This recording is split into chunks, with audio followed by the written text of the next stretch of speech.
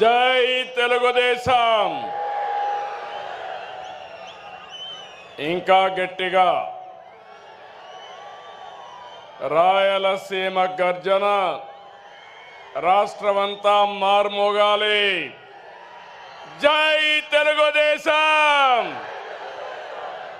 జై తెలుగుదేశం, జై తెలుగుదేశం. अमर है एनटीआर,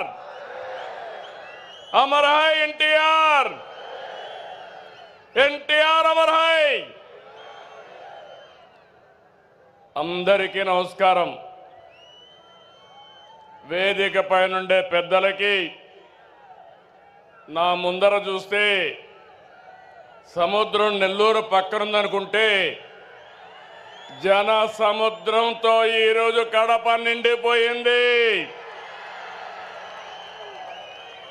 ఎక్కడ చూసినా మా తమ్ముళ్ళు, మా ఆడబిడ్డలే. ఎన్నోసార్లు కడపకు వచ్చాను, కానీ ఈరోజు మీ ఉత్సాహం చూస్తా ఉంటే, మీ అభిమానం చూస్తా ఉంటే నాకు ఒక ధైర్యం వచ్చింది. కొండనైనా ఢీ కొట్టి మీకు న్యాయం చేస్తానని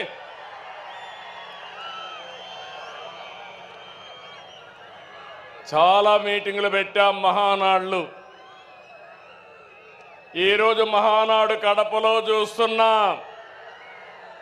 అందరూ అనుకున్నారు కడపలో మహానాడా అని. నాకు నమ్మకం ఉంది. కడప తెలుగుదేశం పార్టీ అడ్డా, అది నిరూపించడానికే ఇక్కడ పెట్టాం.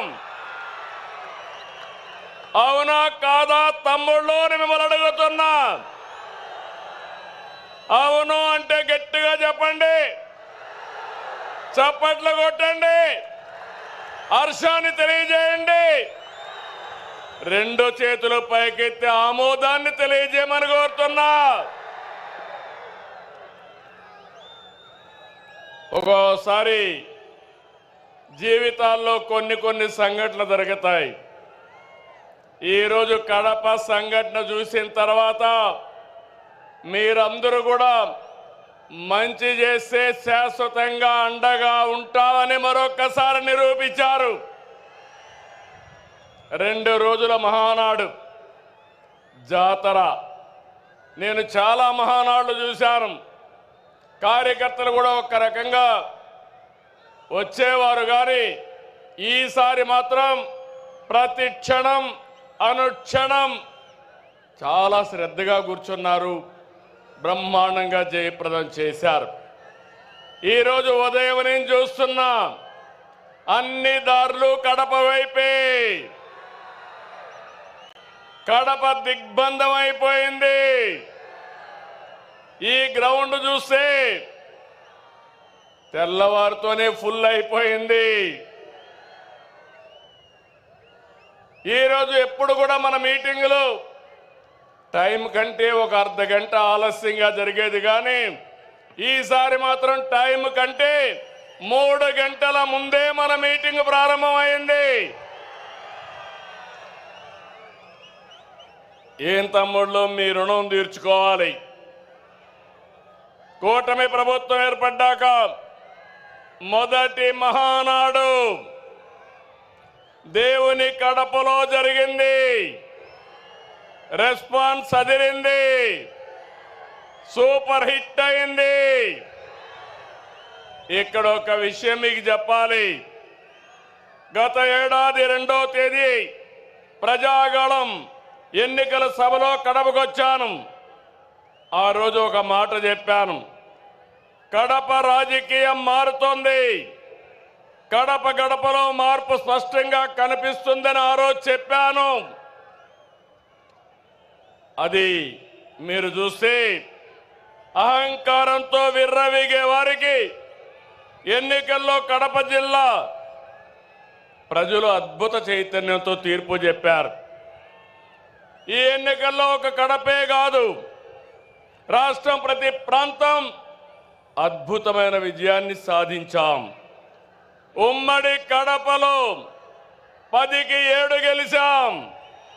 తమ్ముళ్ళు ఇప్పుడు నుంచి కష్టపడితే 2029లో 10కి 10 సిద్ధమా అని అడుగుతున్నా మిమ్మల్ని. సిద్ధమా తమ్ముళ్ళు అని అడుగుతున్నా. ఆడబిడ్డలు సిద్ధమా అని అడుగుతున్నా.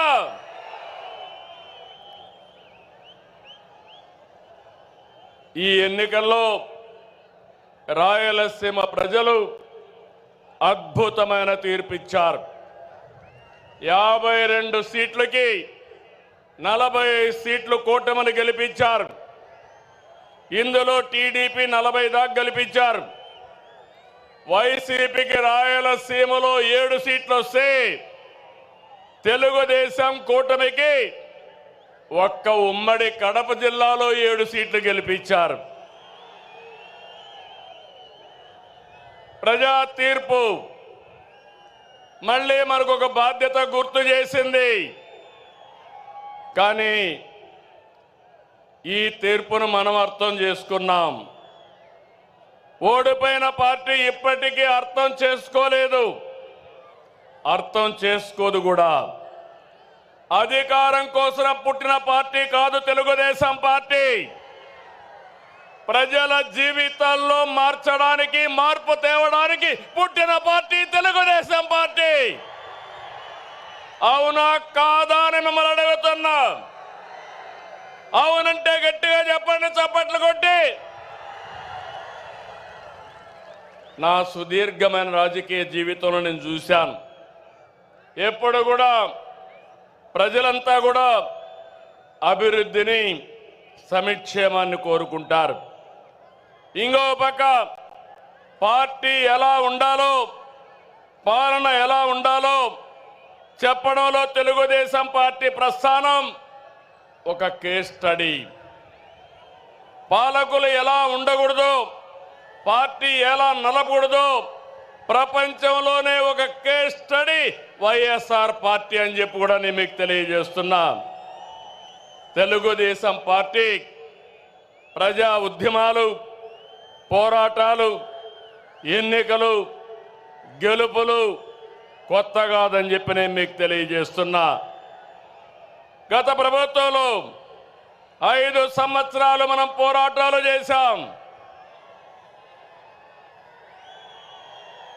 హింసా రాజకీయాలు, హత్యలు, కేసులు, అవమానాలు, అవహేళనలు, బూతులు, అణిచివేత అన్నీ ఎదుర్కొన్నారు మా తమ్ముళ్ళు, మా ఆడబిడ్డలు. మీరే నా బలం, బలగమని మరొకసారి గుర్తు చేస్తున్నా.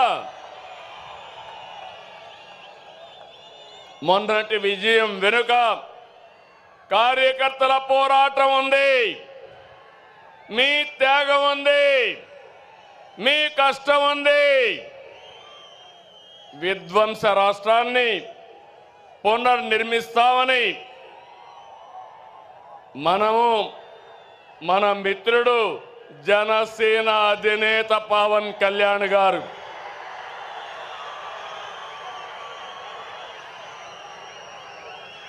అదే మరిగా నరేంద్ర మోడీ గారి నాయకత్వంలో ఉన్న బీజేపీ ముగ్గురు కలిసాం, కూటమి ఏర్పాటు చేశాం.